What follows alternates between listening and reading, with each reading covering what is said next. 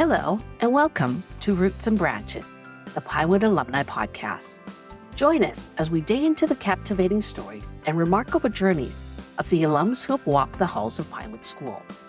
Through this podcast, we'll reconnect with our past, celebrating the diverse experiences, achievements, and memories that have shaped not only our individual lives, but also the legacy of Pinewood. Our alumni have spread their roots far and wide, reaching out into various fields, industries, and passions. So whether you're a current student, a fellow alumnus, or simply curious about the power of education, come explore with us as we uncover the inspiring stories that make up the lush canopy of Pinewood's legacy.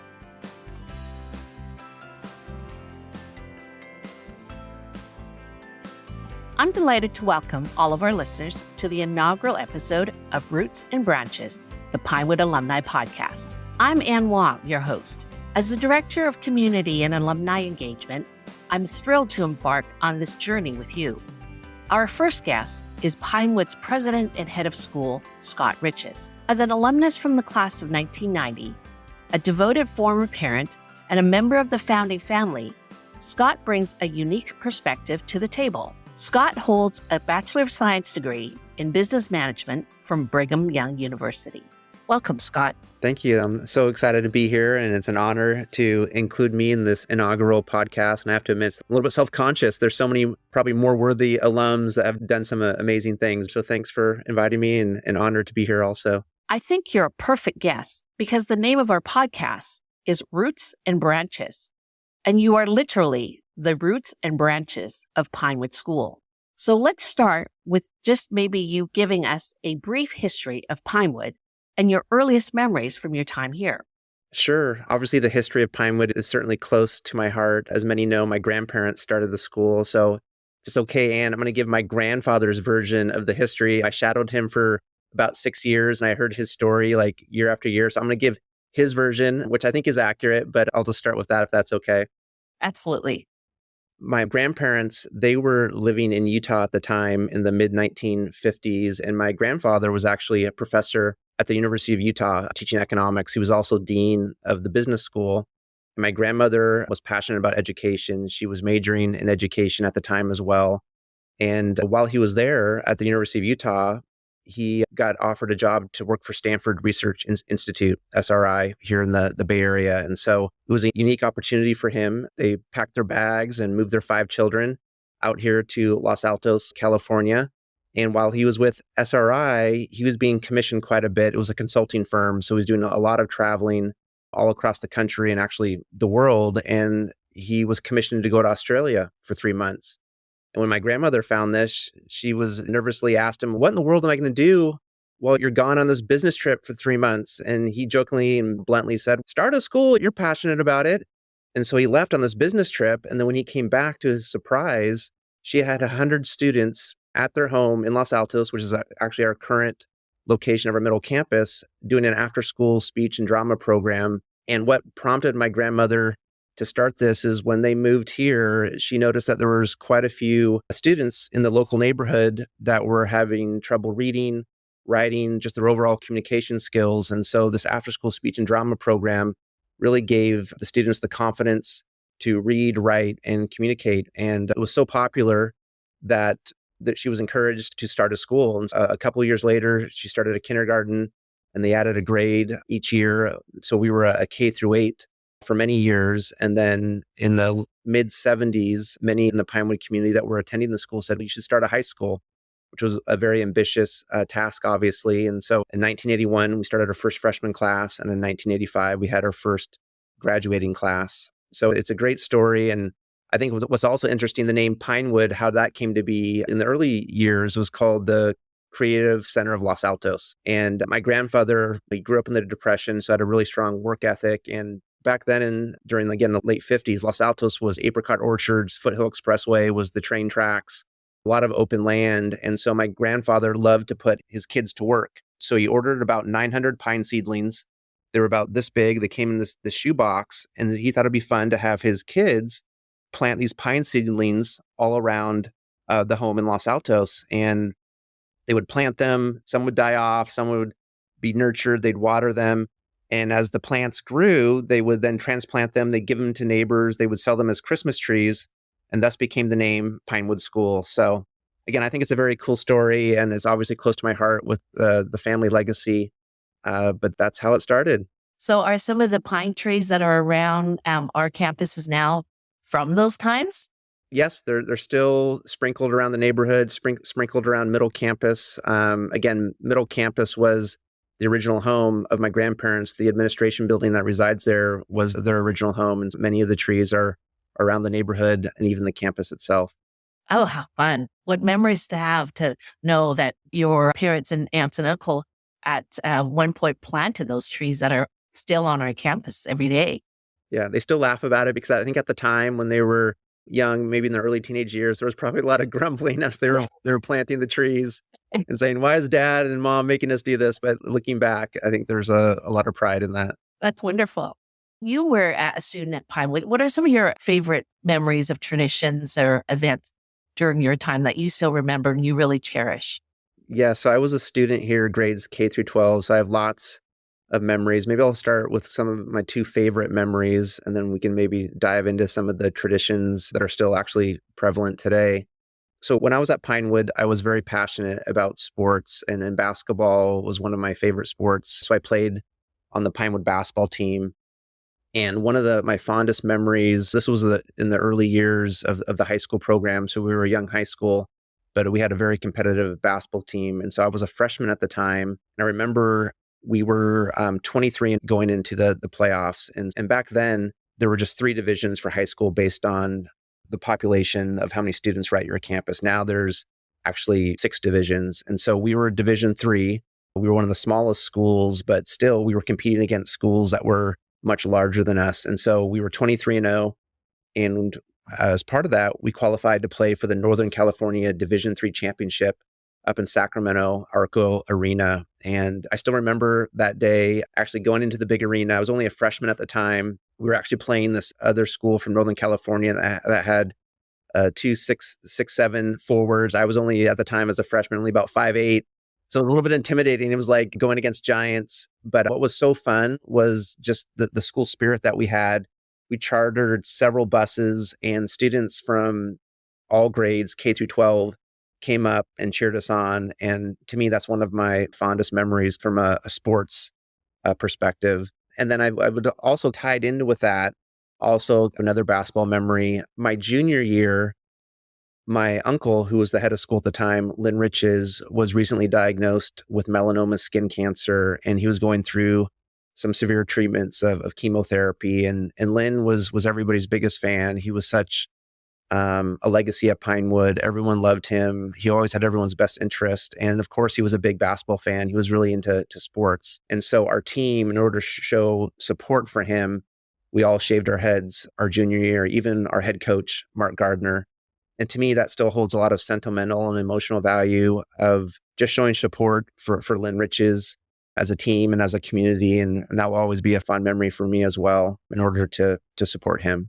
Yeah, I think we have that picture in our front office at Upper Campus with all the kids. And we have parents, those kids are now some of our parents, and they come in, they see the picture. I often hear the story from them about the team bonding and the fondness that they have for that, for Lynn Riches, as well as for the teammates themselves and that whole camaraderie, which is much a part of who we are at Pinewood as a community. We come together and we rally together and we just have a lot of fun together. And so I think those are certainly, I would say, memories that have stood the test of time, because not to say that you're old, but those are from quite a number of years ago. Yeah, exactly. I think, and we'll talk about this a little bit later, I'm sure, but just the values of Pinewood being the family atmosphere, the sense of community. We grow together, we cry together, we have trials together, and that just makes us stronger. Absolutely. That's what family is about, right? That's right. Yeah. So can we talk about just some of the traditions of Pinewood that still are around in all the different campuses? Sure. As I look back on my time at Pinewood, there's so many great traditions that I think about. But as I was reflecting, I think maybe we'll start at each of the campuses, and because many of these traditions are still active today. I think one thing that comes to mind is, as I recently said, Pinewood was originally founded as an after-school speech and drama program. And so the drama performances I've always stayed true to the Pinewood values and kind of to the core of my grandmother's vision. And so I remember even in lower campus being in the Pinewood drama performances. And I will have to say I was super shy. So I dreaded those performances when I was that age. But I look back and I think that was a big contributor to my communication skills. And even today, as parents come to our plays and things of that nature, the drama performances are a key element of the school. And I remember those. I wouldn't say necessarily fondly because I was so shy and nervous to be on stage, but I do remember how important they were and how important they are today. So I think that lower campus really stands out. I think at middle campus, I loved sports. I loved sports growing up, and I was probably more competitive than I should have been. I always looked forward to PE every day, but my favorite day of the year was sports day at middle campus. And those alums that were at middle campus remember that you get divided on the pine team and the wood team, and you had all these competitions against each other where you would, if you won, you would, get a certain amount of points. And at the end, we'd have this culmination obstacle course where that would also, you'd get the most points for winning the obstacle course at the end. So everybody would line up and it was a lot of pressure. You were jumping over hoops and crawling under things and everyone was cheering you on. And back then, all the parents were there. It was a little bit different now. We've made it less competitive, obviously, but that was such a fond memory being pine versus wood with the culmination of the sports day. And so that really jumps out to me at middle campus. And then upper campus have so many great memories, just the school spirit while I was there and even the school spirit now. We had the winter formal cruise out on the bay. That's still a tradition that embodies the students, and it's a fan favorite.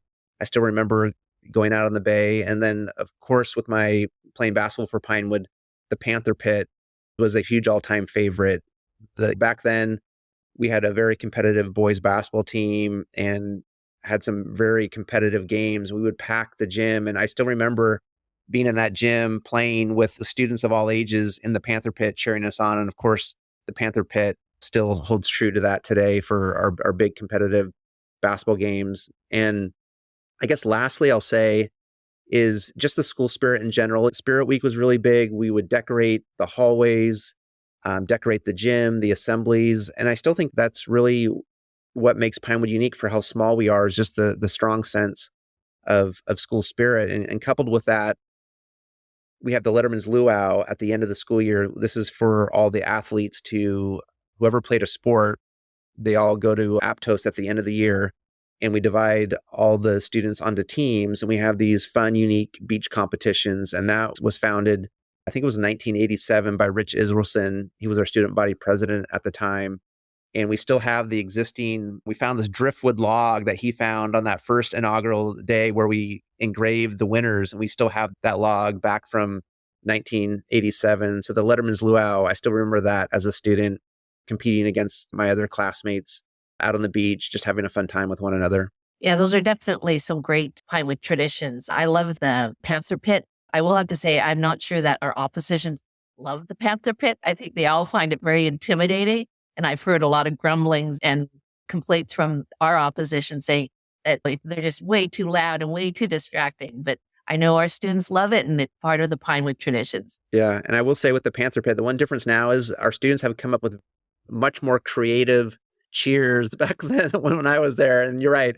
It's very distracting and discouraging to the opposing teams to play against us on our home court.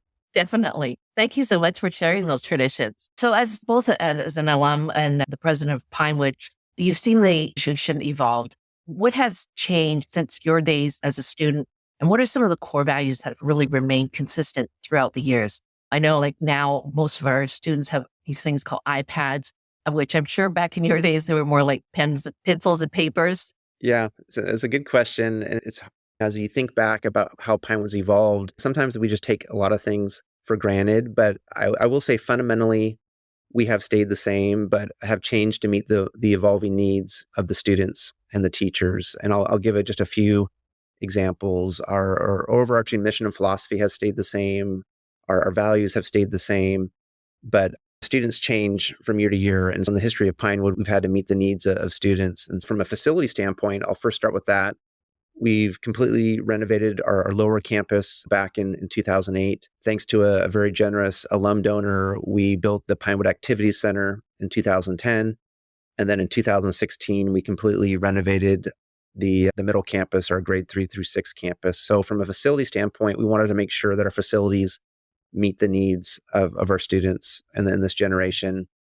But I'll also say from just a faculty and staffing standpoint, we've also grown tremendously. What's interesting is that our student enrollment has stayed constant during the history of Pinewood, just with the capacity of our campuses, but we have significantly grown in staffing. For example, we have 4 learning specialists spread across the 3 campuses. We have technology specialists. We have now 3 counselors, school counselors that are spread across the 3 campuses.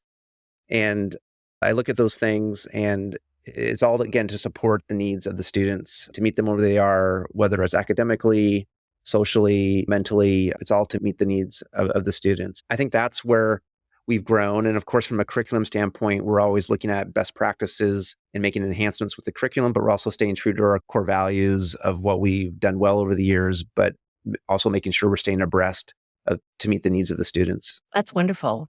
Definitely the values of Pinewood, you can see certainly from my perspective as the director of community and alumni engagement. I see a lot of our alums and I interact with them, and they certainly all carry the same values that we value and teach our current students on campus. And that's, I think, one of the things that makes Pinewood such a special place is we're now 60 plus years old, and those values haven't changed, even though the facilities and the technology around us have changed. So looking back, is there a specific piece of advice or wisdom you wish someone had shared with you when you were a student at Pinewood? That's a great question. I would think one of the things, I was very involved when I was at Pinewood, but I think I took a lot of things for granted when I was there. And I think even my kids who are now in college, I think even them reflecting back on Pinewood, I think they also took things for granted. So I guess number one, don't take anything for granted. Use your time wisely to try new things, especially for our students at Pinewood. It's such a unique opportunity to find your passions, your interests, to build your confidence. Don't be afraid to try new things and get out of your comfort zone. I think that's part of it. And then also, we have a funny quote within my immediate family. And there's a book called Don't Sweat the Small Stuff. I'm a very type A personality, and sometimes I will get irritated if things don't go well. And so there's a book called Don't Sweat the Small Stuff. And I think that's great advice for everyone in general. There's bigger things that we should probably be worrying about. If there's something trivial, again, don't sweat the small stuff. And I think just focus on the big picture, do your best, and everything will work out. As long as you strive to do your best, I think in the long run, everything will work out. And if I had that advice when I was at Pinewood, I probably would have tried a few more things. I maybe would have gone out for, I wasn't a choir person, but maybe I should have gone out for the choir or done additional things. And what I'm so proud of with our students is how many different things they try. We have students that are on the football team, but that are also sing in the choir. They're in the high school musical. They're on the journalism staff. They're work with student council. And again, find your passion, find your interests, and that ultimately will just build your confidence and prepare you as you go forward. Yeah, that actually is one of the letters in Whisker, right? Groundedness. And I know that there was a football game where our kids were, I think, in a really tight game. And those starting line players actually had to rush off the field as soon as the game was done so that they can hop into the play that was happening that night. So those are, I think, great qualities for students to have. And we're such a small school that it makes that transition between all the different activities so much easier for them to be able to do. Thank you for that. Alums often play a very significant role in supporting their alma mater. Can you tell us some of the ways in which Pinewood alums can make a positive impact on the school? Sure. Let me first say I'm so proud of our alums as I read about them in our Panther tracks and hear about what they're doing. I'm just so impressed with all the accomplishments that they're able to do. And I wouldn't even say it's necessarily success in the business world. I'm just so impressed that they're finding their passions and doing so many unique and creative things. And I think that just bodes well for Pinewood. It shows that once they leave our institution, they're willing to take that passion and interest and that roundedness that you talked about to try new things. So I'm super impressed as I hear about all of our alums and what they're doing. And we just want you to stay in touch because it's so great and gratifying to hear where you are, what you're doing with your family and where you're living and all those things. But what I would say is, as far as engagement going forward, I think, and I'm not sure what the logistics would look like for this, but and what processes we'd have to have in place. But I think the best thing for our alums would be, how can they network with our recent college graduates and assist them with their career path? It's such a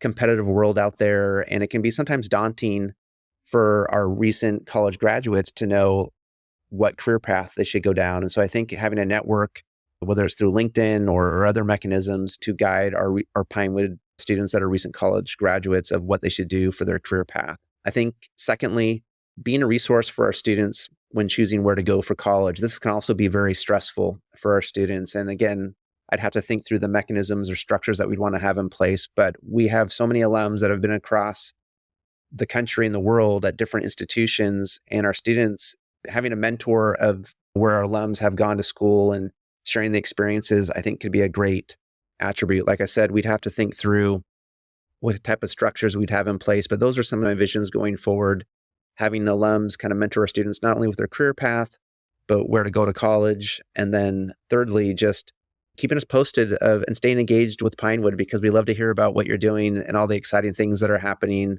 And those types of situations. Yeah, definitely. Pinewood, for such a little school, we have really fantastic alums that are doing just really interesting things in just a wide range of things. Anything from being in the tech world to being in the performing arts world to just everything. And then they're all over the place too, which is always really fascinating and great for Pinewood. And definitely, I think a lot of our students, having grown up in the Silicon Valley area, don't always know what some of the options are. And it's great when our alums can shed a light on their paths and their places of college and their careers in the world. So what are some of the exciting developments or plans that you can share about Pinewood's future direction and initiatives in the coming year? So I talked about this a little bit earlier, but just about our facility renovations in order to meet the needs of our students and what we want to accomplish educationally. Some recent exciting developments. We announced a year ago that we recently signed a 40-year lease with the Palo Unified School District for Upper Campus. And as many of our alums and alum families know, it's always been a vision to own something permanent for Upper Campus. But as you can imagine, it's just a challenge here in the area, not only with affordability, but the right zoning and even just available land. And although we've been searching ever since my grandparents were involved with the school, it's just been a real challenge. And so we figured our next best option would be to secure a 40-year lease with the Palo Unified School District. And so just in the last year, we made that exciting announcement where we now have a 40-year lease. And so what that means, it now gives us the opportunity to really think about what improvements we want to make at Upper Campus, knowing that we'll be there for 40 years. And so we started the process also a year ago to think about some master planning that we would want to engage with in order to completely renovate the entire campus. We had the teachers meet with the architect. We've talked to parents. And so that process is now underway. And of course, there's going to be some significant fundraising involved with that and a capital campaign, because our goal is to completely renovate the entire campus. And really the goal is not only just to modernize the campus, but to make sure our quality of spaces match the quality of our programs. We're very proud of what we offer at Pinewood, and our students deserve spaces, and our teachers deserve spaces that can meet the needs of our current students. And so some of the exciting, if you want to call it, spaces that we're considering: a robust makerspace lab to incorporate some of our design engineering classes, 2 computer labs for our computer science classes, a state-of-the-art performing arts center that could seat over 200 people with the stadium style seating, with a full stage and dressing rooms and prop room, things of that nature, a dining hall, a wellness center, state-of-the-art science classrooms. So again, we're still in the early planning stages, but hopefully within the next year, we'll be ready to make some exciting announcements of where we are in that process. But to me, that's our big focus right now, is to hopefully renovate Upper Campus to meet the needs of our students. Sounds like exciting future coming up in the very near future too. And as we move along this process, hopefully we'll be able to get some of our alums involved and keep them abreast on this exciting next phase of Pinewood. So thank you so much for your time, Scott. It's been a pleasure to speak with you. I just want to end it off with quick 5-question rapid round with you. So are you a morning person or a night owl? That's a great question. I'm laughing because I would say pre-COVID, I was a night owl. Post-COVID, I get up in the morning. As a school leader, we had so many challenges and so many decisions that we had to make with COVID and wildfires and storms. I decided I'm just going to get up early because we have to deal with so many things. So I would say now I'm a morning person. I get up at 4:30 every morning. I work out. It's a good time for me to clear my mind. But I will say I was formerly a night person, but I'm now a morning person. Are you a cat person or a dog person? So I'm not a pet lover in general. I will say that, but I do not enjoy cats. They rub up against you and they jump on you. So I'm not a cat lover. I do enjoy dogs. We have our own dog at our house. But yeah, so dog lover more than a cat lover for sure. Are you a salty person or a sweet person? Definitely sweet. There's certain sweets that are my weakness, and some teachers know this. The old traditional donuts, that's my weakness. So sweets for sure. I hear Stan's is one of your favorite go-to. Oh, Stan's and Happy Donuts in Palo Alto. Yeah, those are probably the top two. Do you like books or movies? Definitely movies, which is ironic. As an educator, you would think I should be reading constantly, but I read so many emails during the day. When I want to relax, for sure, just movies over books. Have you caught a good one lately? You can put me on, I'll have to think about that. I'll pass on that. I wasn't prepared for that question. But yeah, nothing comes to mind right now, but I'd have to give it some thought. Sandwiches or salad? So I like the taste of a sandwich better, but to eat more healthy, I would choose a salad. You're very disciplined with that. Thanks again for your time, Scott. It's been great having this conversation with you.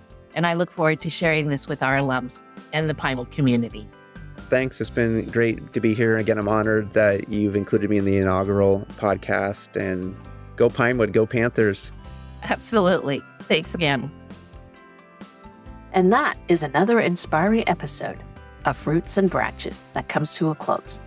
We hope you enjoyed this journey through the diverse paths our alums have taken, from their roots at Pinewood to the branches that have reached far and wide. These stories remind us that our time at Pinewood School was just the beginning of a lifelong adventure, and the connections we forge here continue to shape our lives in unexpected ways. Thank you for tuning in and for being a part of the celebration of our shared heritage. Remember to subscribe, share, and stay connected as we continue to explore the ever-growing branches of the Pinewood alumni community.